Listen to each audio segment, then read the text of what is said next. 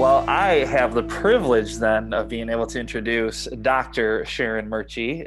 She recently switched schools this school year, so she teaches in Okemos with one of our other participants, Mrs. Dawn Reed, that is in our room. I saw, so that's awesome. And Dr. Murchie is going to talk to us about the New York Times Learning Network. And I know that I've kind of dabbled my feet in the water, but I'm really excited about this because I think she's going to give us lots of really cool things. And Sharon, I don't know, would you be willing to even talk a little bit about your experience, like your, I don't want to call it an internship. I don't know, what is that called that you have? You're with them? Yes, that's on slide 11, so we're good Oh, to go. awesome. Okay, great. I can't wait. So, but without further ado, here is Dr. Sharon Murchie.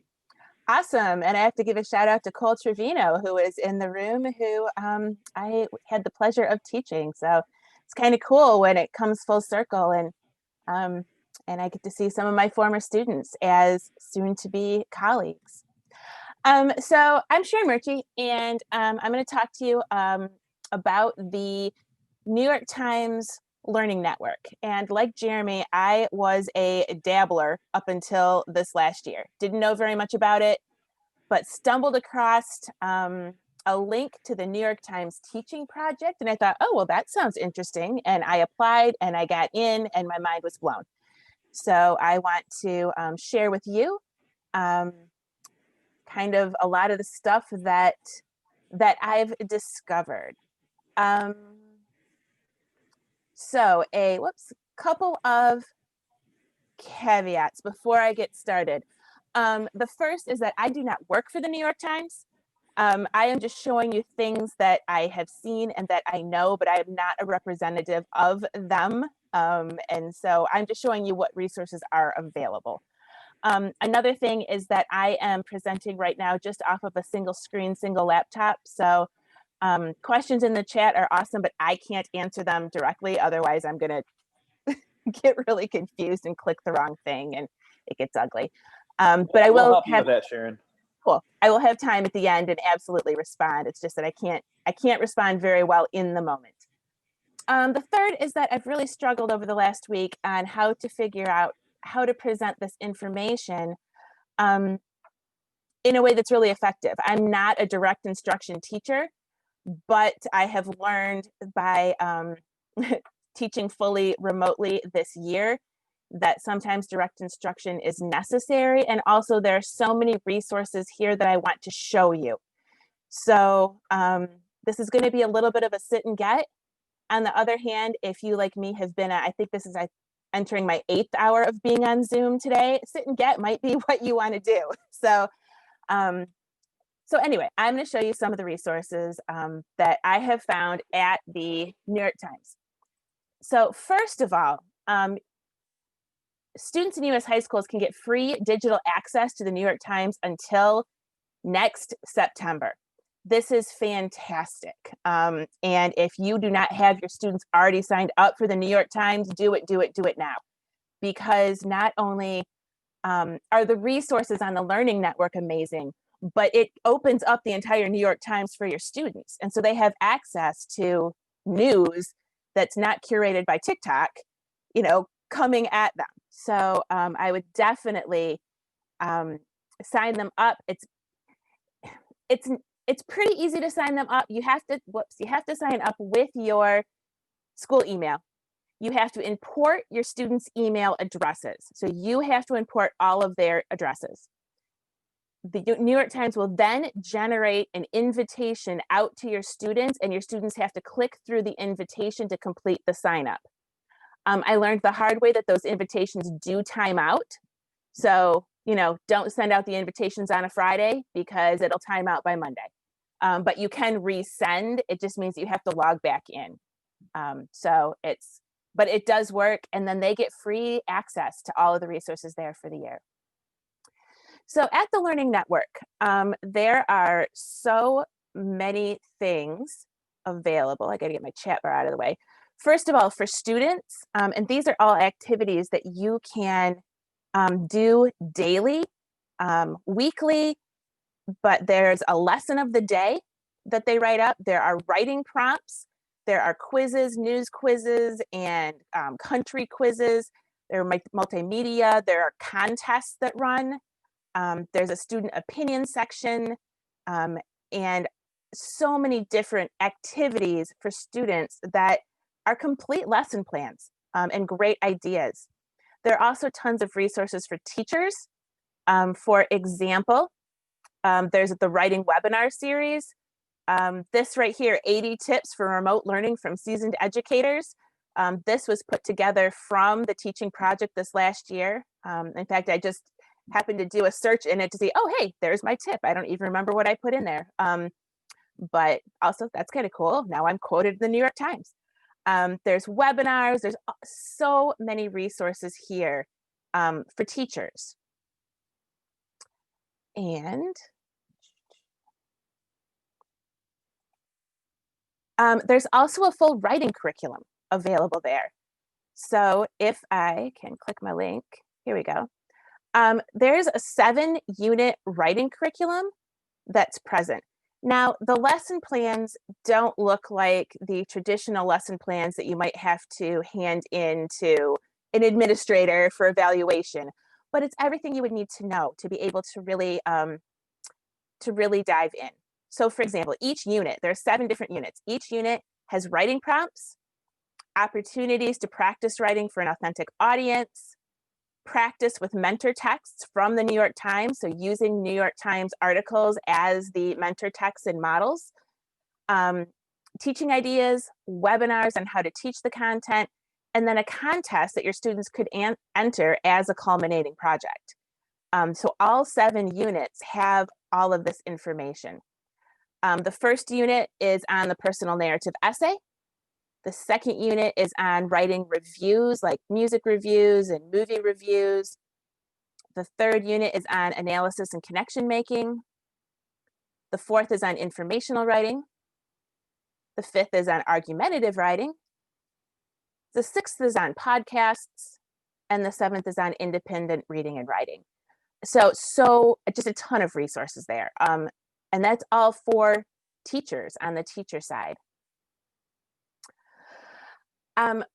My favorite part, and this is where I had dabbled before this year in the New York Times, was their race, racism, and racial justice section. These are fantastic resources.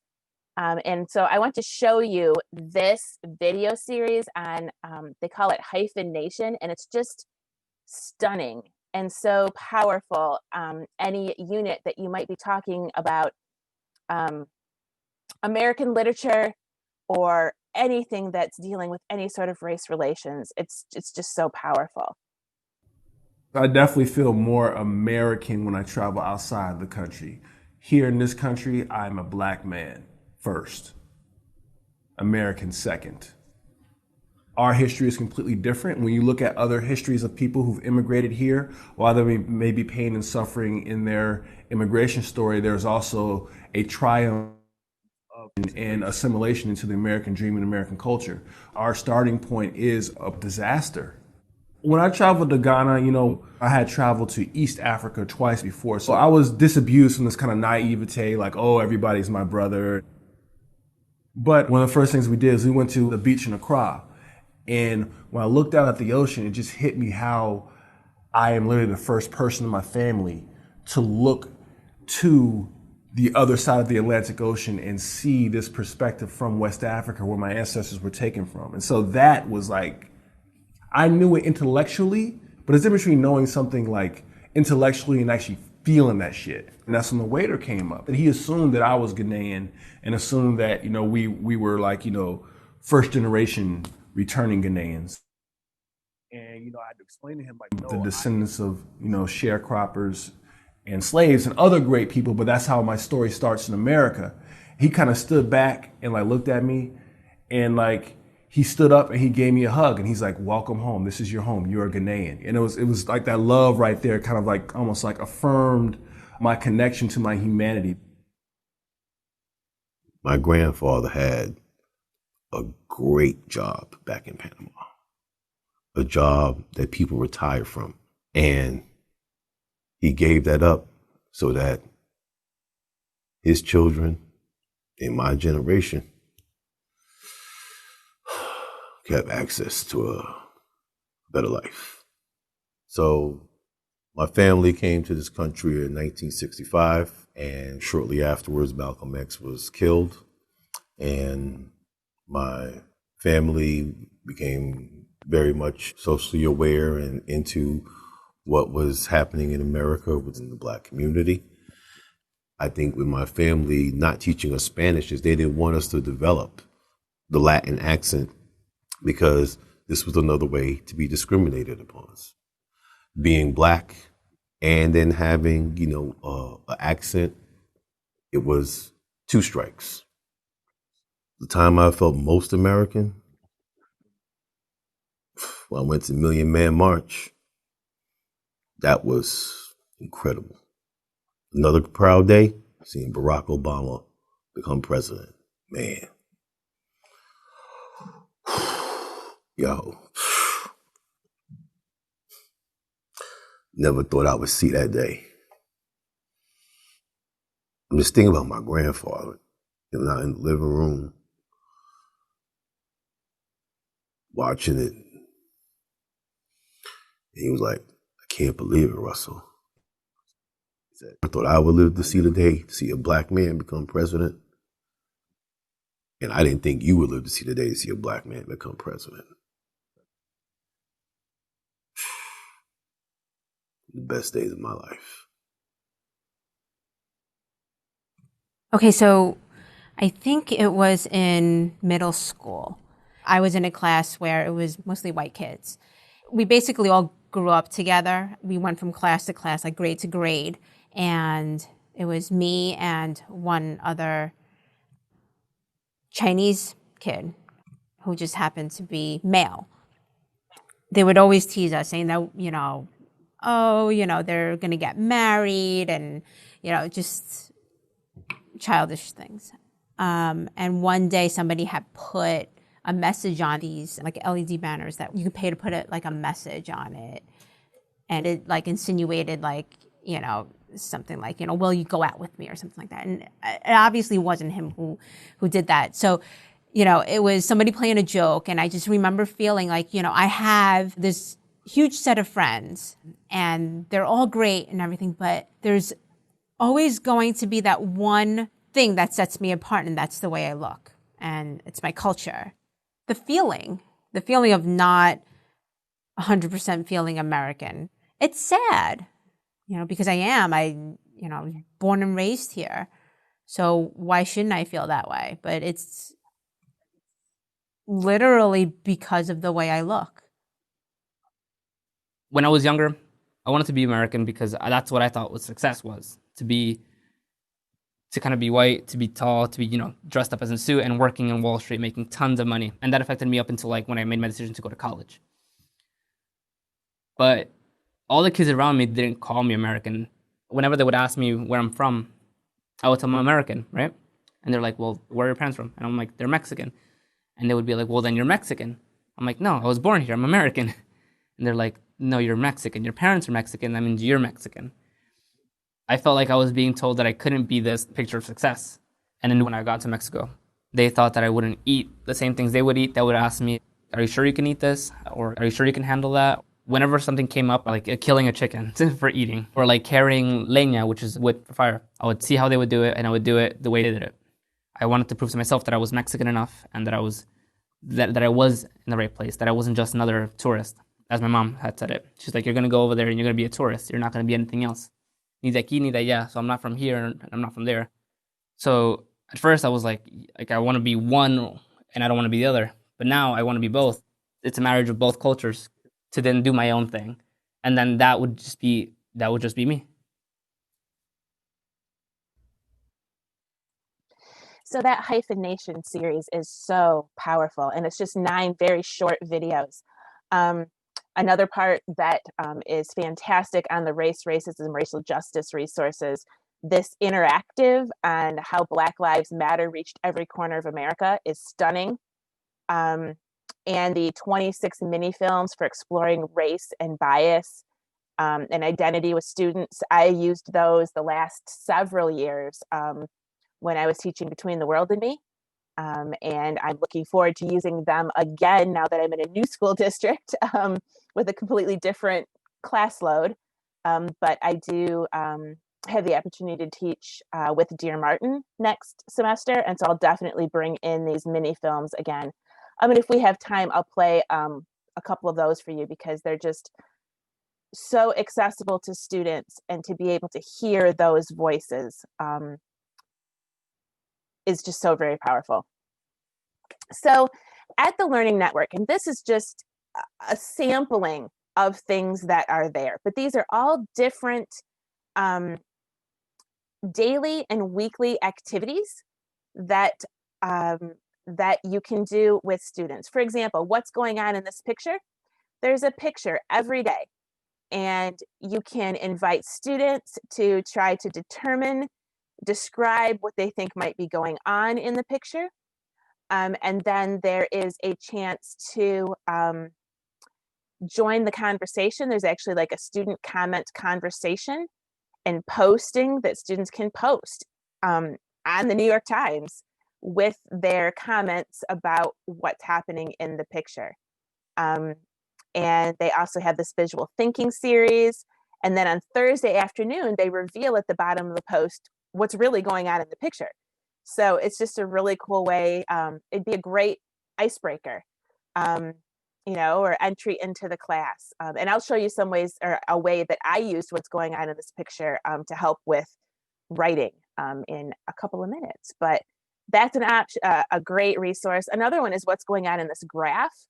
And I don't know about where you teach, but I know that reading graphs and reading data was the area on the SAT English score, because of course the English score is reading graphs and reading data. But it's the area in the SAT English score where my students performed the worst. And so what's going on in this graph is a great way to help build those graph and data reading skills that that I think we assume our students are getting in their science and social studies courses, but it's part of the SAT English score. And so, just a fantastic way to help students really dig into data. The lesson of the day is usually based on some sort of current event. This one talks about the exquisite angst of applying to college in a deeply anxious year. It always looks like a New York Times article, but within the article are all the hyperlinks to the various activities. So to the featured article that they're using as a mentor text, with the warm-up activities, questions for writing and discussion, ways to take it further beyond the classroom. So each lesson plan each lesson of the day has this amount of resources embedded within it. The word of the day is just kind of a fun little activity. Again, a great thing to do for an icebreaker. Points out a word, talks about how many times it's appeared in the New York Times, gives you a definition, gives you an article where the word appears in context, and then asks you to quiz yourself based on your understanding of the word. So an awesome interactive activity. And I love that the words are not isolated, right? I've tried for years to teach vocabulary in isolation and it just doesn't stick. But here they get to see the word in print, embedded within ways where it makes meaning. There's a current events section that talks about across skills, teaching the math of vaccine efficacy. How important is that for our students right now? So again, they're full lessons with a featured linked article, and then activities. This one has an embedded video and other activities that students can do. There's a student opinion section where students are invited to review, to write, to create, and add to the conversation.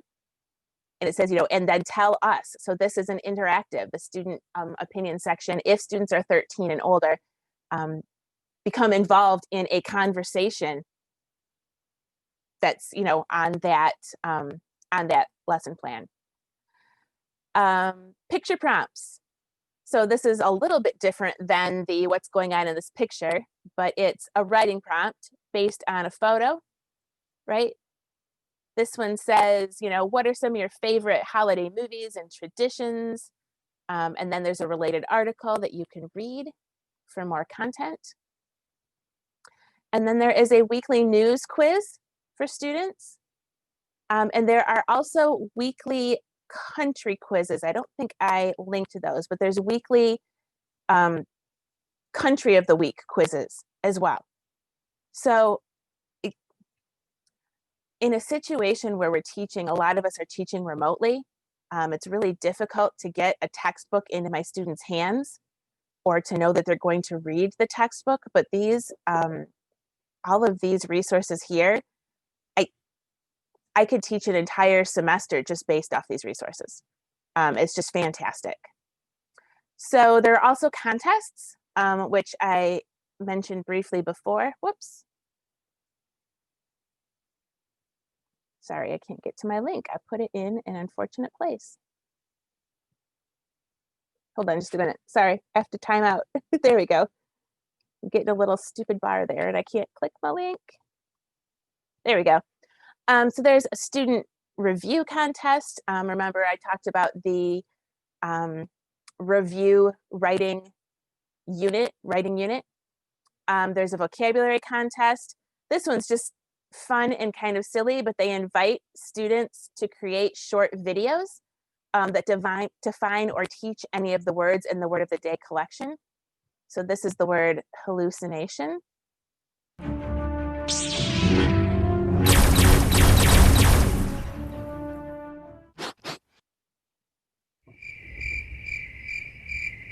Hallucination, noun, an experience involving the apparent perception of something not present. So just a fun contest that students can create and enter. Other contests include a civil conversation challenge. This one was just created this year. It's a coming of age in 2020 multimedia contest. And so students can enter submissions from any media. The narrative writing contest, which I'll tell you more about. There's summer reading contests. So great ways to get students to publish for a bigger audience, to have their work seen, and to be part of a bigger conversation outside the walls of the classroom. All right, so now we'll talk about the Learning Network Teaching Project. I stumbled across the teaching project, I think it was in January of this last year. Just happened to see a link for it, and thought, well, what the heck? I'll apply. It looks kind of cool. And so I applied and I was accepted. My face is right there above the R, if you're wondering where I am in these pictures. And it was an incredible experience. And I don't want to step on any toes here, but it was on par with the National Writing Project experience. It really was. And so the Learning Network, or the teaching project, is a 3-day in New York at the New York Times, all expenses paid trip. Now, unfortunately, after I got into the teaching project, then COVID happened.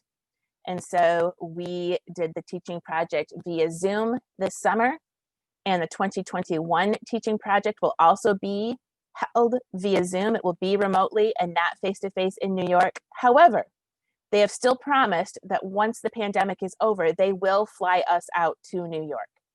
And so, at some point, I have the chance to be in New York at the New York Times with these other 59 individuals who were part of the teaching project and work together.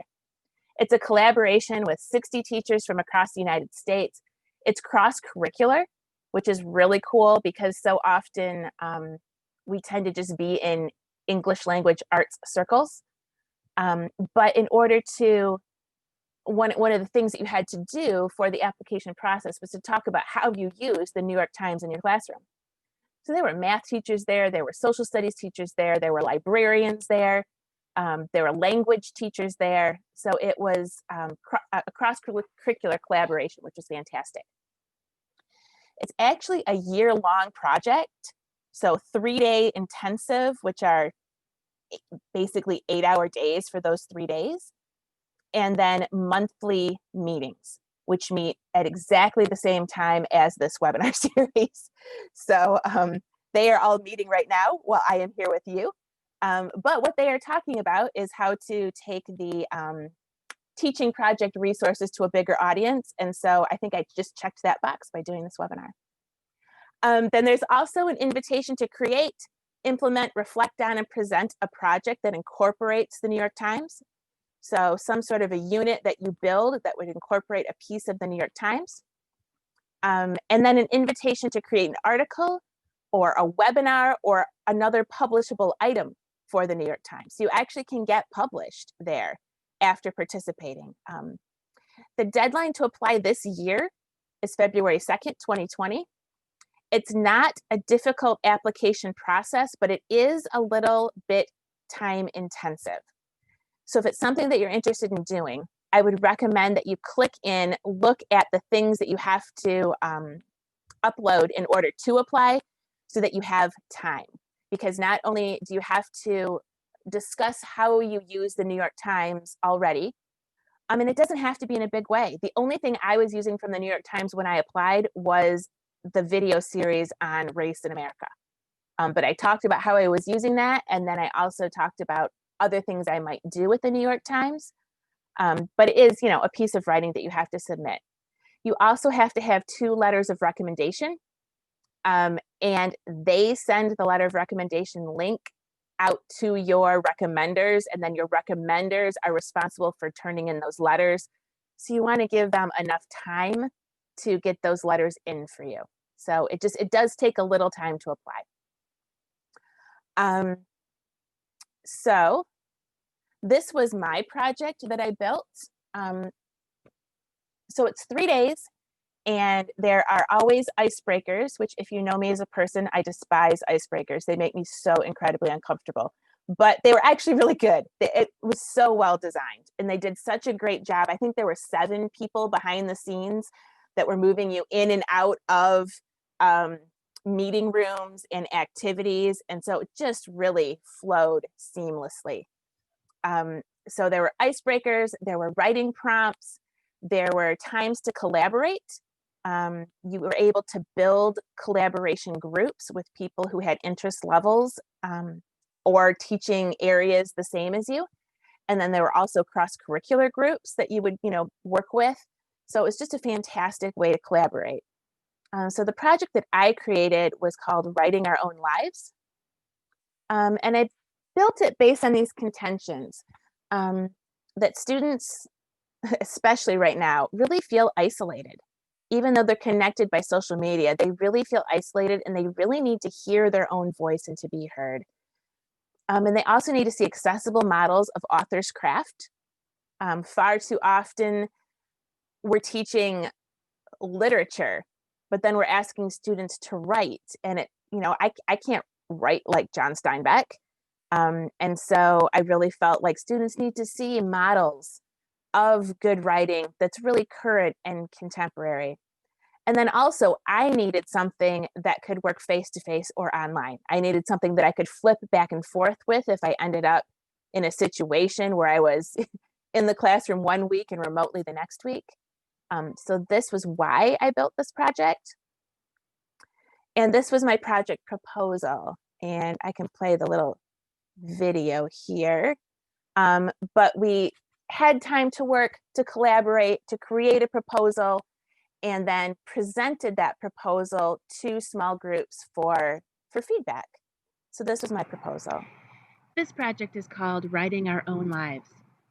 Whether we start face-to-face in the fall or remotely, I want to make sure that my curriculum is always accessible digitally. Both my junior and senior AP Lit curriculum begins with narrative writing. In junior English, it's all about analyzing author's craft and thinking about the choices each author makes in telling their stories. In senior AP Lit, we focus on the Common App essays. Both units end with students writing their own personal narrative. So, I have an idea. Instead of providing teacher-curated reading lists of published personal narratives like I have in the past, I want to encourage students to take ownership and to choose pieces to read and analyze from the New York Times Lives column. Having students choose their own readings from this column to analyze will put the onus on them to do the thinking and the heavy lifting instead of waiting for me to give them the answer, or worse yet, Googling the answer. These stories can then work as mentor texts for students as they write their own stories. Student writing will take place on Writable. I'm very lucky this year to be part of a group that is working with Writable. Finished pieces will be eligible for submission to the New York Times Annual Narrative Writing Contest for the juniors and the Common App essay for the seniors. I'm excited about bringing the New York Times into the classroom, giving the mentor texts from the New York Times, and then providing these real-world ways for them to assess what they've done and give it real meaning in the real world.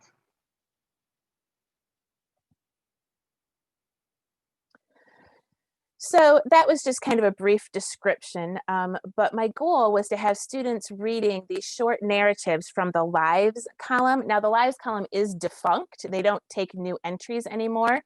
However, it's years worth of short personal narratives, like 600 words, like the Common App application essay. And so giving students those very short stories so that they could see what really good writing looks like in a short format. Whoops, no, stop. Sorry. So I implemented it. Of course, I changed districts 2 days before school started. And so now I'm teaching Lit Comp 10 creative writing and a class called, we just changed the title today, a class called Grammar in the English Language. And I rolled this unit or parts of this unit out in all 3 preps because I had no time whatsoever to even get on my feet in a brand new district. And I focus on essays with sensory language and storytelling. And students kind of dug in, but I started to notice that these students were really struggling to write about themselves fluently and to write about themselves with emotion and compassion, and their writing was very formulaic. They weren't following the models of the mentor text that I was giving them or that they were seeing at the New York Times. And my seniors especially believed that their Common App essay should not be a personal narrative, even though every single one of those 7 prompts is a personal narrative prompt. They pushed back.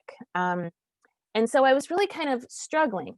And then I had one of the monthly cohort meetings with the teaching project group, right? And we all talked about if we'd implemented our project, how it was going. And I said, man, I am struggling.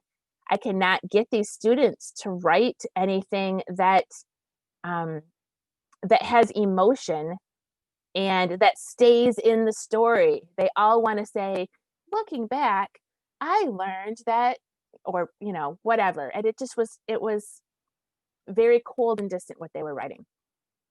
One of my teammates in the teaching project, Kelsey Francis, she teaches out in New York. She said, man, I was struggling with that too. And so I really started, I had this idea to start with a what's going on in this picture and get them to really look at all of the elements of what's going on in this picture, and then give them the Something You Should Know by Clint Smith, that poem, and have them work through that. And I thought, this is brilliant, right? This is brilliant. And so I did it. And it was a fantastic lesson and really changed the way my students were writing.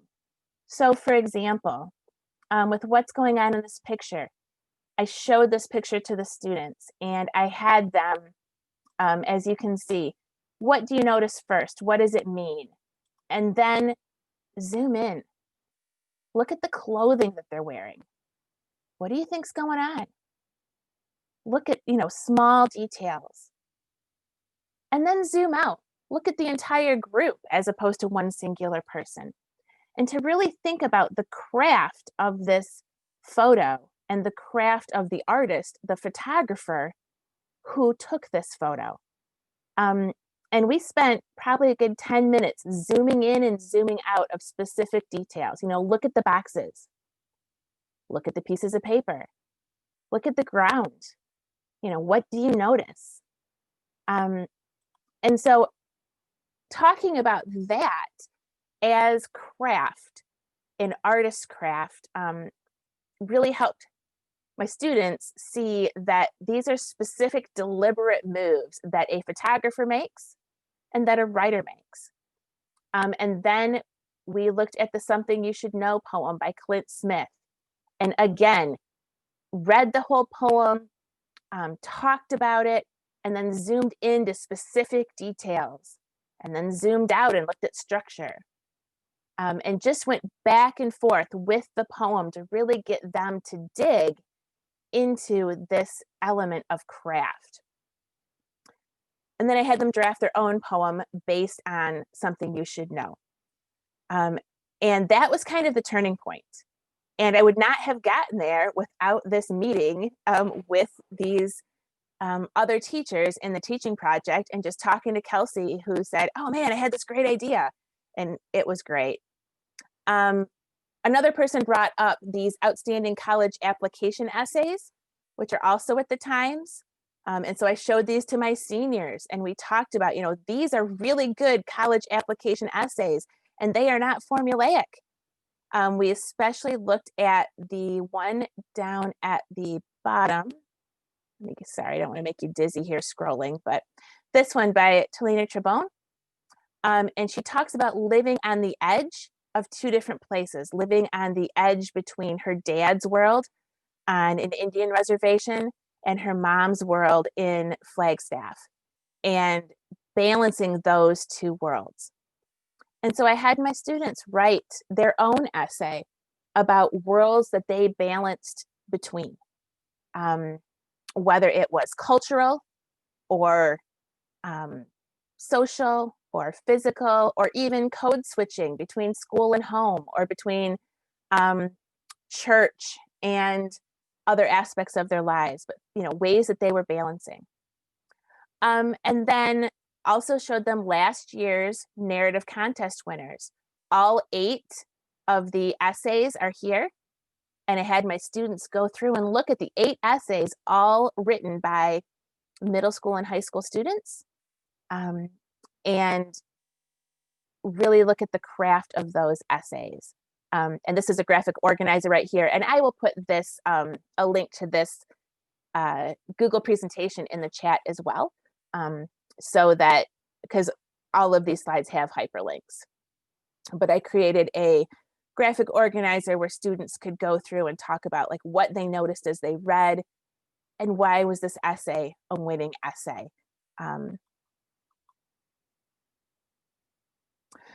So at the end of this unit, I found that my creative writing students, they all started blogs and are now blogging, which is really cool.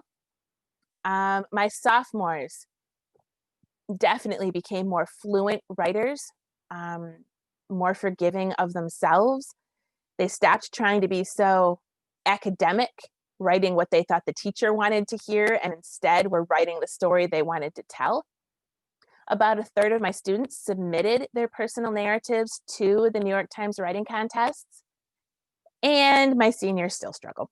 So they still did not believe me and really needed to go back to their formula for the Common App essay. I think 4 of 30 students in one class, and about 10 of 20 students in the other class actually used what they wrote for their Common App, but I tried.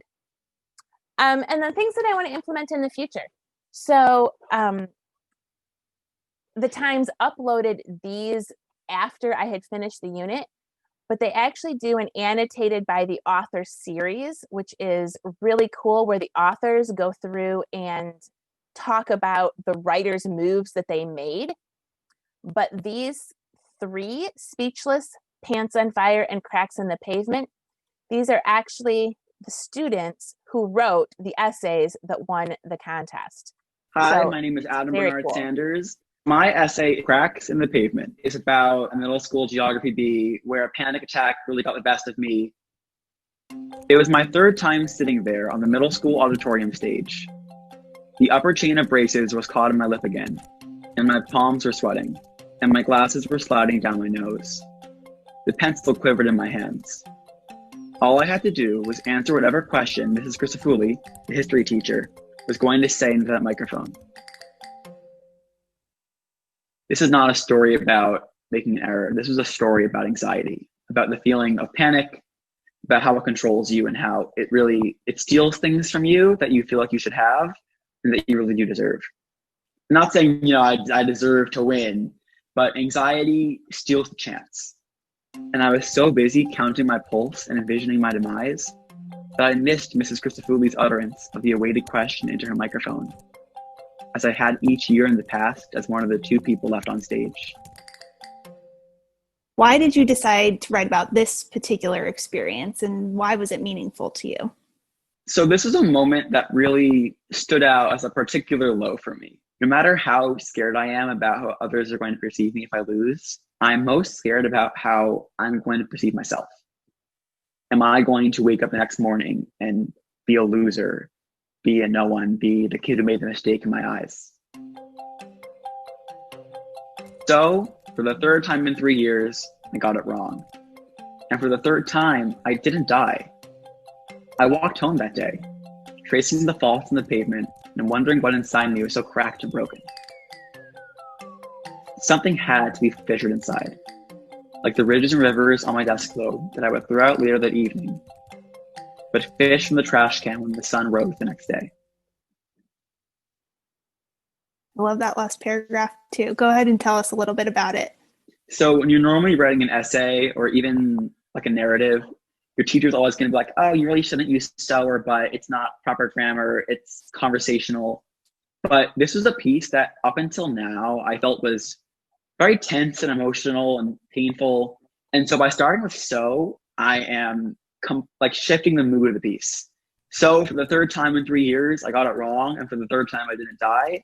It's almost trivializing what I had gone through and making it a little bit more lighthearted. And I like that because I think if not for that experience, who knows what kind of growth I would have missed. Wondering why you ended with this sort of action instead of that summarizing line. So I like to end my narratives and most of my pieces of writing with a kind of active or open finish line, because I really think that when you end something so summarily, you aren't leaving room for the reader to interpret it or see the ending or see the meaning in their own way. Because I can see 8 million messages or themes in my own essay, and then I presented this essay to classmates or friends or teachers who have seen it in a whole new light. And when you summarize your essay in a way that is like, this is the meaning, here's what you should take away, I think you're denying your reader the chance to make their own inspiration.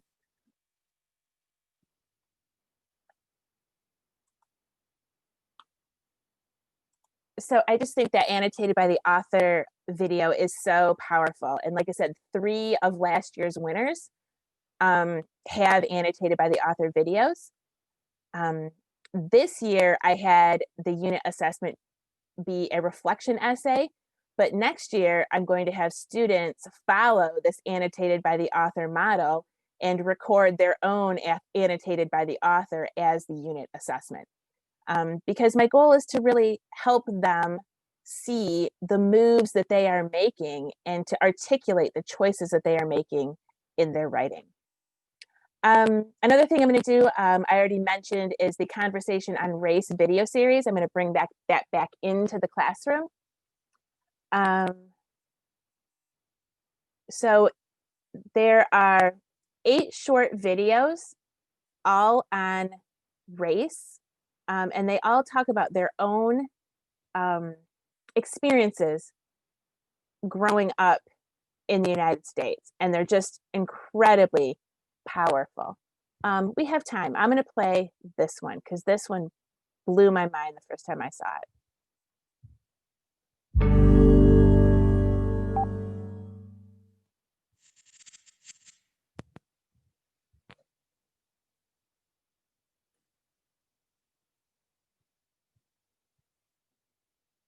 I'm Apache, but really that's the government's name because they can't say Zithikai in there.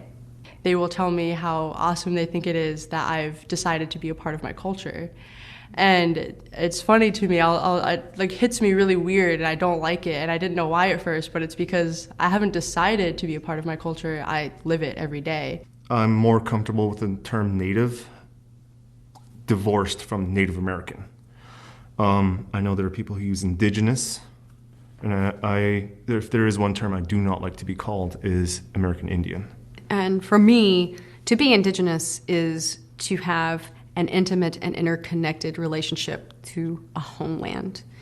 And so that's really important because land is, tied to every aspect of who we are. Being Native in a city is almost a daily reminder of your people's erasure, of the fact that people don't even remember that you're here and that you exist. But what I did encounter was just this preconceived notion that all Native Americans are dead.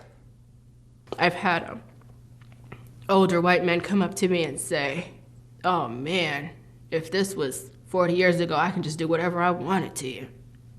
The cattle outside doing the work and the dog inside the house, those are property. Those are the black folks in America.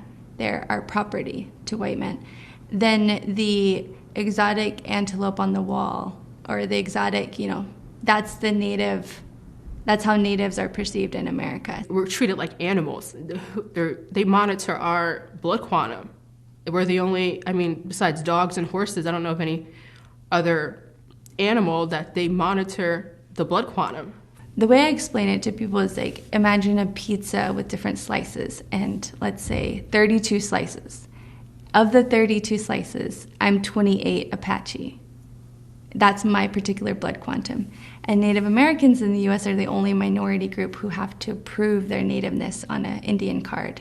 It's used to divide Native people against each other, because it can be used as a way to say, I am more Native than you, and I was a part of that too. I used my 4/4 to kind of make myself feel better against other people. The one drop rule, meaning that, one drop of black blood makes you black, that was to keep as many people oppressed or, legitimize their oppression as possible. But on the other side, one drop of anything else completely dilutes you as a Native person. So if you're a Native person, you have a one drop of something else, then suddenly you're less Native. So it's the opposite. Traditionally, within Apache society, you go by the mother. And if the mother's recognized as Apache, she has her clan, the children are unquestionably Apache. Not in the American context, not when patriarchy trumps matriarchy. So what does that mean? My sisters are short 1/16 of a degree. What does that mean? Does that mean their pinkies aren't Apache? What does that mean? Being a mixed race person is a whole nother side of it, but that's a very common experience in our tribe. So it's not as if we're unusual in that way. What is unusual is the admixture of black. My grandfather actually doesn't want people, if he hears that somebody from the tribe is coming over, he won't come out of his room because he doesn't want them to know that he's that complexion. That he doesn't want me to be affiliated with having African American blood, but I mean, I say it. It's not going to change anything. If it were up to the American government, natives wouldn't be around, because after a certain time, that blood will dilute. It will go out.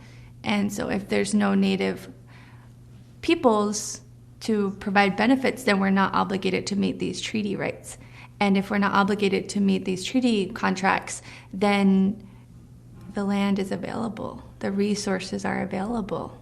And I think that essential point about our claim to sovereignty, our claim to land, our claim to a culture, our claim to resources is one that gets lost if we don't insist upon the fact that we are nations. And we have taken huge steps to decolonizing, and that proof comes from people being able to have the opportunities to speak their language, to be on their ancestral land. But the thing with decolonization is that it's an ongoing process, just like grieving, just like any loss.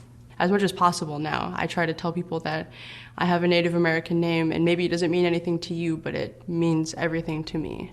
My name maybe doesn't have a romanticized Hollywood Indian name, but my name has more meaning than that. My name means that my family survived. My family survived disease. My family survived Catholicism. My family survived settler colonialism, and my family, they survived. I survived. My existence is resistance. Me saying my name is Skiam Tulks, that is resistance in and of itself.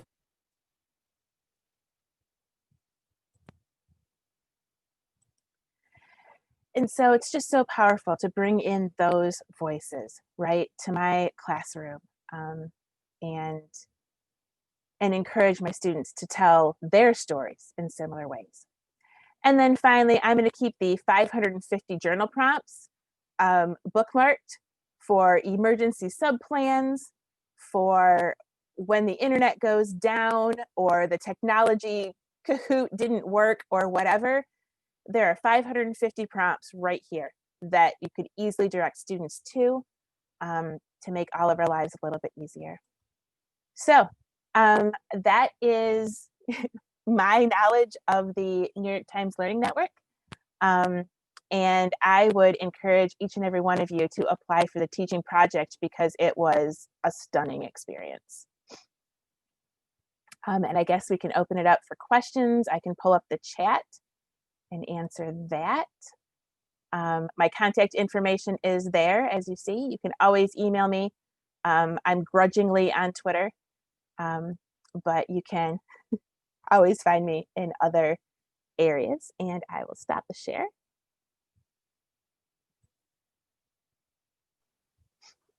And I can answer questions if you have questions, or I can look through the chat. I would hand it over to Becky and Jeremy at this point. Yeah, Sharon, there was one question, and I don't know if I'm going ahead or behind her, but when you were talking about zooming in on the images and zooming out, Kathy had the question of, do students respond to the images digitally in like the chat box on Zoom, or is it more of a verbal response to it? So you can do it both ways. My students, Troy, plug your ears. My students do not respond very well verbally. They do not want to talk no matter what I try. And so I had them respond in the chat. And they each had to respond, so what do you see? And they all had to say what they saw, and then zoom out, what do you see? So they responded in the chat when we did that activity. And the same when we looked at the poem, they responded in the chat. They don't want to talk. They will not turn their mics on. Another good way besides the chat, Sharon, that you might use, just kind of creating a collaborative Google Doc, right? Just simply grid it out and just have students put their name on it so they can be the anonymous critters or whatever, and that seems to work okay too. I really like the fact that you have taken the knowledge from New York Times and have brought all these resources in, because that's one thing that I was struck with, was the way that, and even in a rural area like where I teach in Mount Pleasant, we can start to see connections that go much deeper, that are harder conversations for people to talk about than they realize that they are. So to be able to hear other people besides people just nearby us talking about them, I have a feeling, I don't have a feeling, I know it will open up the conversations within the classrooms as well. So thank you for sharing all those resources. Yeah, of course. Sharon, there's another question in the chat. Anna asked, how do you support students when they share personal stories that might be triggering or difficult for them to tell? Yeah, that's a great question. So one thing I do is let them know, because we do take a lot of our writing through peer feedback. But for example, the Standing on the Edge essay that they wrote, I told them that they did not have to share that with others, that, you know, if that was personal, they could just turn that into Google Classroom. But in supporting them emotionally, I just try to let them know that I'm here for support. I also do weekly feedback surveys, and one of the questions on the weekly feedback survey is how are you feeling emotionally on a Likert scale, and then I respond to every student that is a 2 or a 1 on the Likert scale, so saying that they're feeling stressed or nervous or anxious or frustrated. I email them directly, you know, invite them to come to office hours and talk with me. So I try to support in those ways. I'm going to put the link to the presentation itself in the chat because I had a lot of resources linked there too. So you can definitely grab that presentation, and any of those hyperlinks are on there.